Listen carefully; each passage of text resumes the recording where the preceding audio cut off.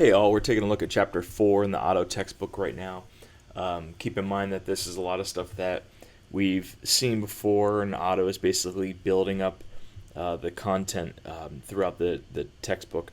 But basically, in this, we're looking at, in chapter 1, auto looks at the big five. We look at phonological, semantic, syntactic, morphemic, and pragmatic, and how those apply to language development and language acquisition. Chapter 2, Otto builds on that by looking at theoretical perspectives and how these pieces impact development and acquisition of language. Chapter 3, they look at English language learners and second language acquisition and what happens when students are coming in and learning English as a second language, or they are adding one language on top of another. And then chapter 4, we're taking a look at what all this means in infancy and toddlerhood. So what does this actually look like? And what I said in class is that we're basically operationalizing, or at least Otto is, in chapter 4. So we did the assignment in class looking at schema and how we develop schema and trying to make sense of it. When we get into communication and we think about language development, there are numerous interaction patterns. There are numerous ways that our students interact. We have eye contact, we've shared reference points, and we should have a communication loop between child and student or student and adult. We need to make sure that we focus on meaning in early interactions when we work with children.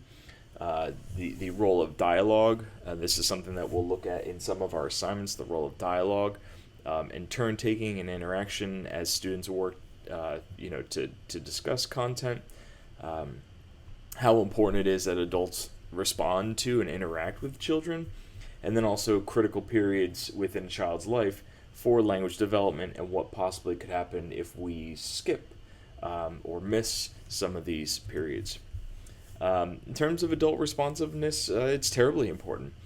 We know that there's higher levels of development of speech later on in a child's life that correlates to maternal responsiveness and how interactive and responsive, to use a word to describe the word, the mother is in a relationship with the child. And we also see that children from more responsive homes have larger vocab. So if the child is if parents interact and respond with the child, then there's stronger connection to and acquisition of vocab, and then there is a much higher response rate and utterance rate from children than there are from less responsive homes. So the basic key component here is if parents and adults are responsive with children, it is beneficial for the child in the long run. In terms of critical development, critical periods for language development, not only do you want children to interact with parents and adults, but you want children to interact with the environment. We need to make sure that language development occurs within critical periods of time, because later in life they will need to use lessons learned in language acquisition. We'll talk in class about Genie and what might happen if we have aspects of privation and children aren't given opportunities to connect and be supported in language development. But the thing that we have to always remember is that, let's say a student misses or skips one of these terribly important time periods, these critical periods, that doesn't mean that they are automatically set up for failure for the rest of their life. There are times, different learners operate differently. There are times that they might be able to acquire mastery later after these critical periods have ended. So taking a look at the big five again, one of the first things we want to take a look at is phonological development. In infancy, this is all out of the auto text, basically bringing forth the important parts, at least that I see from the text. So in utero, infants can perceive sounds by the 25th week of gestation. At 35 weeks, infants' hearing is similar to an adult's. So in utero, children, are in there listening, and they're trying to make sense of or at least they're preparing their brains for the sounds that they will encounter when they enter the world. In early infancy, they can begin to perceive differences in sounds. They obviously, for most children, they prefer human voice all over other sounds, and they can pick that out. And most importantly, as early as 4 days old, they prefer their mother's voice. They can pick out human voices from other sounds, understand that the human voice is different, and then obviously give preference for mommy's voice as opposed to anybody else. As we get to 8 and 10 months old, students are paying particular attention to, I should say infants are paying particular attention to contrast, phoneme sound contrasts that exist in the home language. So they're starting to attune their ear to these different sounds that are occurring only in their home and paying particular attention. So if you think about it, in utero, they're starting to listen to these different sound patterns. They're starting to make sense of what they'll hear as they enter the world. And within the first 8 to 10 months, they add on to that and they start to pay particular attention, and they're able to discriminate between different phoneme sound contrasts that are in their home as opposed to elsewhere. In terms of their own speech development, earlier on, they are primarily or initially reflexive, so it's a lot of crying and coughing, and that's how they express themselves. And later on, it becomes non-reflexive, so there's cooing or babbling. That within 4 to 6 months, we start to see them babble, and they start to carry on, and that's the way they start to express themselves. We go into echolalic babbling, which is basically they're echoing the rhythms and the phonation and the sounds of the adult's language. So they're, in the last slide, we were talking about how they're listening to different sound patterns and differences in the home. They start to listen to those and echo those rhythms and those sounds that they hear. And then they start to, develop this communication pattern into something that's invented and conventional. So they're starting to figure out reasons and patterns to express themselves. They're starting to develop their own strategies to communicate and conduct speech with people in the house. Once we enter toddlerhood, we see evidence of specific phonemes that are varying from day to day. The child begins to become aware of sounds that he or she cannot produce. So there's an awareness not only of what they can do, and they start to enact these different phonemes and these different sounds, and they also play a little bit by testing out different phonemes daily. But then there's also an awareness of what they can't do. Awareness of sound similarities and patterns, things that are alike, rhyming words, rhyming patterns. Basically awareness of what things, some of the nuance of language and of speech. And then also one of the things that we start to see is that, we talked about these critical time periods, that health problems may interfere with phonological development. One of those health problems that we point out in the text and that we see much too frequently is ear infections. We have inflammation of middle ear. A lot of children experience ear infections within the first couple of years of life. So they had a statistic, 85 to 90% at least have one ear infection by age 6. Second most frequent illness, and the problem is that this is impacting a critical time when students should be, listening and testing out different speech patterns and trying to begin to master the language, at least the vocalization of the language. And so, their speech can be impaired. Their hearing can also be impaired, obviously. So it's something to be aware of and prepare for, because as it says here, it's a very frequent illness that we need to be cognizant of and protect our students to the best of our ability, or at least address it. In terms of semantic development, as infants, there is early associations between speech and meaning. So there are early associations between what the child is saying and what they're trying to get across in meaning. So there is a reason for the cries. There is a reason for there is the pain cry. There is the angry cry. There is just a basic I want attention cry. Um, so there's meaning behind, or the child begins to create meaning or associations between their cries and what they're feeling. There's also feedback. They're starting to develop understandings between concept and the reception of those concepts with other people out in the world. So what they're doing is children are learning through direct and vicarious experiences. They're learning directly from what happens, or they're learning vicariously through what they see friends or family or children in the house or even on TV. Vicariously, they're learning what happens when we interact, and we get some sort of response. We The children start to develop emotional bonds. They have affective experiences, so they have some of these soft skills, and then they start to, as they play with speech, they start to interact and form symbols and create objects or an understanding of objects with the speech that they use. In terms of infancy, we also have different forms of expressive knowledge, expressive semantic knowledge. We have invented words, and idiomorphs.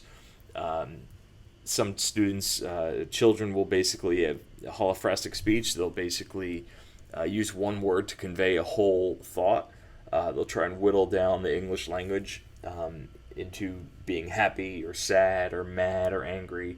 And instead of trying to bring out a whole sentence or a whole phrase and express a whole thought, they'll try and lump it into one word to get that idea across. And then in terms of direct and indirect experiences, most of this is formed by adult-child interactions. Once again, we're talking about communication, and we need the child to express themselves, express himself or herself, and then the adult to interact and give some sort of response. That's one of the key components that we've seen throughout these different slides.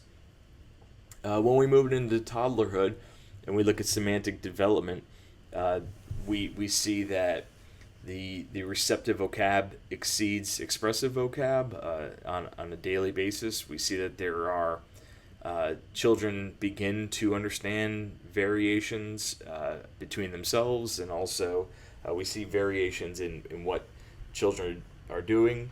There's an interest in playing naming games with different caregivers, and then children start to pick up vocab very rapidly. They start to, after a couple times working with some terms or some vocab, they pick it up very quickly, and they can their vocab, their lexicon increase exponentially.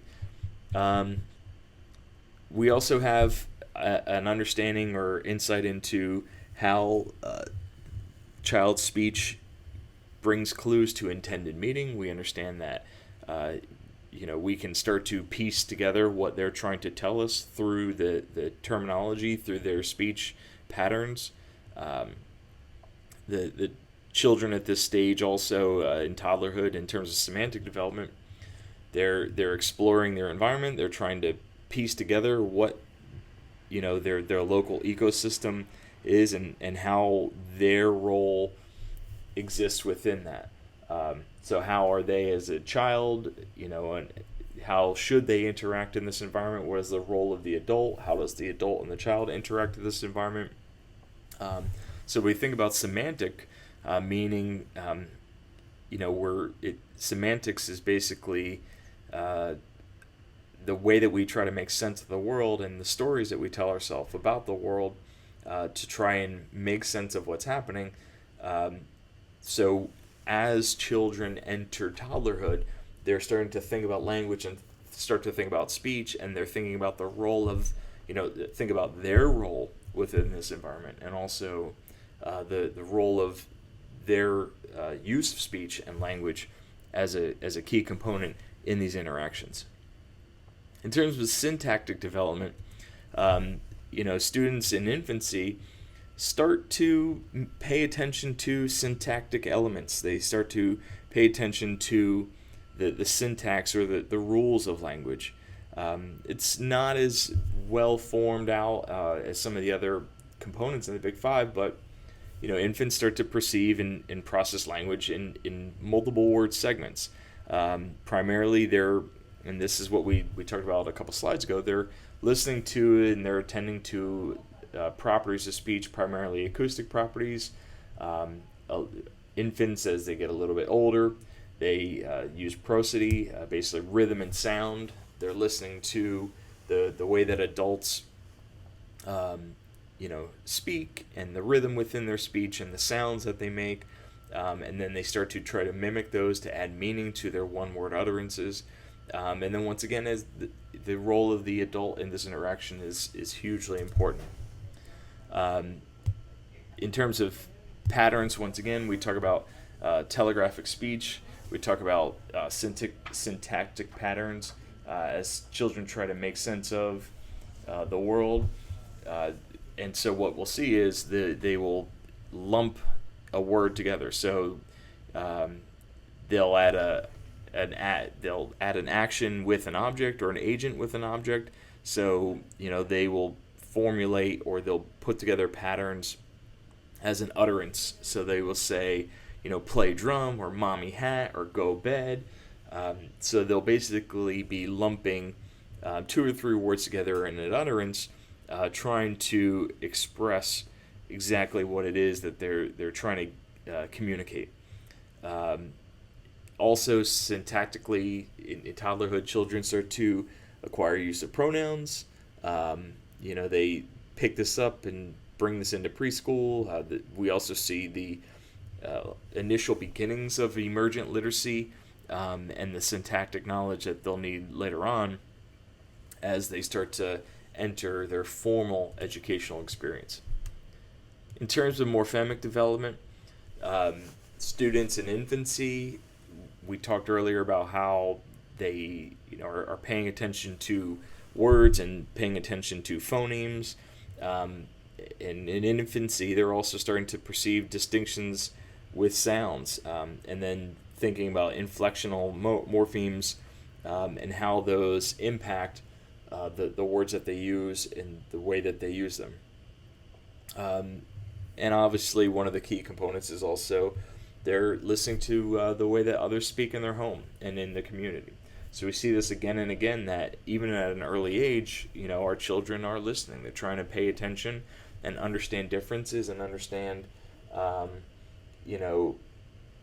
what these different component parts are and how do we formulate them. Oh, I think I missed a slide. Yeah, and so one of the other things is that they're starting to understand and use, at least in toddlerhood, plurality. They're thinking of, plural forms of words that they would use. They're thinking about verb tense. And so how can we take something and move from the present to the past or and then also possessive. So this is not the ball. This is the dog's ball. This is not my ball. This is, the boy's ball. So they're thinking about different inflectional aspects of language and how that impacts their use of the language. Pragmatically, they're starting to include different gestures to communicate or accentuate their communication and allow others to understand intent. Thinking about symbolism and how their use of symbols and intersection with symbolism and gestures helps explain communication and intent and meaning. And then also, probably most importantly, at least in my opinion, is the idea of turn-taking and dialogue. And basically have, an interaction or a partnership or, the basic building blocks of communication where one is sharing information with another and then returning some sort of response and then maybe continuing on that discussion. As they move into toddlerhood, there is continued development of different gestures, both for referential and symbolic intent. children start to, in toddlerhood, at least in terms of pragmatic information, start to use for different purposes or intent. They start to have greater variety of language usage. They start to develop their own routine expressions. They start to carry on conversations with adults.